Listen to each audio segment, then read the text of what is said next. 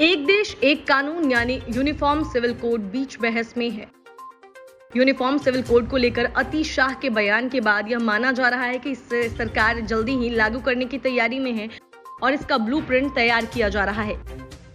BJP शासित कई राज्यों की ओर से ऐसे संकेत दिए गए हैं कि वो राज्य में इसे जल्दी लागू कर सकते हैं। बीजेपी जहां इस मुद्दे को जोर शोर से उठा रही है, वहीं all India Muslim personal law board इसके विरोध में है। यूनिफॉर्म सिविल कोड के मुद्दे पर भाजपा प्रवक्ता सुधांशु त्रिवेदी ने कहा कि 2014 से पहले भारत आंशिक मुस्लिम राष्ट्र था। सुधांशु त्रिवेदी ने कहा कि एक सेकुलर देश का नाम बता दीजिए जहां मुस्लिम पर्सनल लॉ बोर्ड हो। एक सेकुलर देश का नाम बताइए जहां मदरसों को फंडिंग होती हो। एक ऐसा सेकुलर देश जहां मौलवियों को सैलरी दी जाती हो।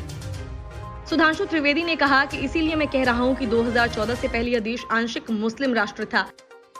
सुधांशु त्रिवेदी ने कहा कि नेहरू के जमाने में मदरसे आए, इंदिरा जी के जमाने में Muslim personal law board, Rajiv Gandhi के जमाने में शरिया सुप्रीम कोर्ट के ऊपर, नरसिम्हा राव के जमाने में धर्म स्थल विधेयक, ये स्लोली मुस्लिम राष्ट्र की ओर बढ़ रहे थे।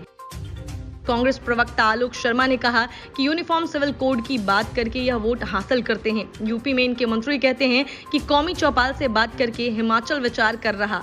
लॉ कमीशन कहता है इसकी जरूरत नहीं। इनके मंत्री जवाब नहीं देते। इतने वर्षों में केवल एक बार प्राइवेट मेंबर बिल आया, क्यों नहीं? इनकी पार्टी की ओर से अब तक कुछ किया गया। यूनिफॉर्म सिविल कोड पर आलोक शर्मा ने कहा कि महिला, अल्पसंख्यक, पिछड़े जो इनके अधिकार हैं, इनकी रक्षा कीजिए।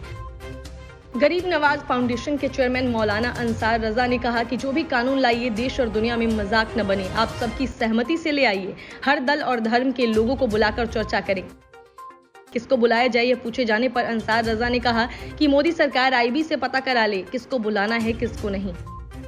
अंसार रजा ने कहा कि जिस दिन मोदी सरकार नाम मांगेगी उस दिन बता दिया जाएगा। शरीयत कानून मुसलमानों के लिए है, सबके लिए नहीं। राजनीति विश्लेषक यंगित रागी ने कहा कि 70 साल से 370 पर नहीं समझे, उसके बाद दूसरा रास्ता निकाला गया। सिविल कोड पर समझाया गया लेकिन यह नहीं समझ सकती।